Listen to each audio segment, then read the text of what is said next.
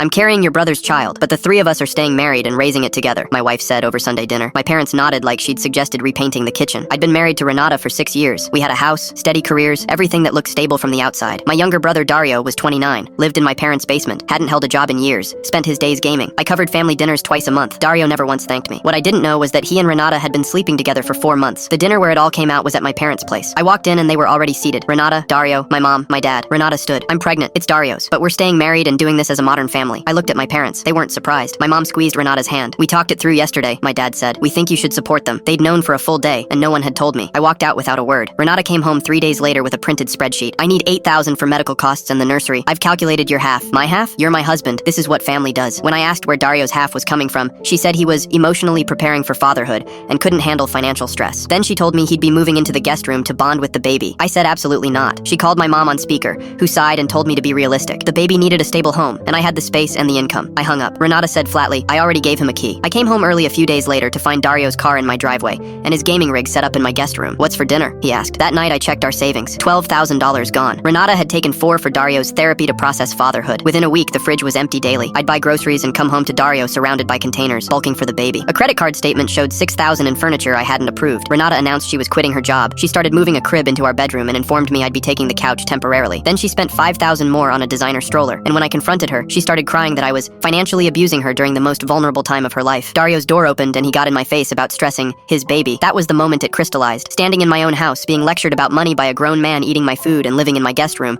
with a wife who'd rewritten our marriage without my consent and parents cheering it on. So I stopped arguing and started documenting. I called a lawyer that night, not to make a scene, to be thorough. I'd saved every bank statement, every card charge, every text where Renata laid out her plans in writing, $23,000 in 8 weeks, all on paper. The next morning, I filed for divorce and filed to have Dario removed from a property that was, legally, mine alone from before the marriage. I opened a new account, redirected my paycheck, froze the joint accounts, and canceled the shared cards. I didn't do any of it out of spite. I did it because I'd finally understood that no one at that table was ever going to draw a line for me. I had to do it myself. 2 days later, Renata's card declined at the store. She called screaming. I told her to check her email. Dario got his notice the same week. My parents came over yelling about family and loyalty, and I laid the bank statements on the table without a word. The full accounting of what family had cost me in 2 months. They didn't have much to say after that. The court had everything documented. Renata's attempt to frame the finances as abuse fell apart against a paper trail that showed exactly who had spent what. Because the house was mine before the marriage and the debts were hers, she walked away with far less than she'd counted on. I sold the house a few months later and moved to a new state for a fresh start. Renata and Dario ended up crammed into my parents' place. Whatever they built from there was theirs to sort out. My parents called on my birthday. I looked at the phone for a while, and then I let it go to voicemail. Not out of anger anymore, just clarity. I'd spent years being the family bank, the reliable one, the one who'd absorb anything to keep the peace. The best thing I ever did was finally decide that keeping the peace wasn't worth losing myself. I've never slept better than I do now, in a quiet house that's entirely my own.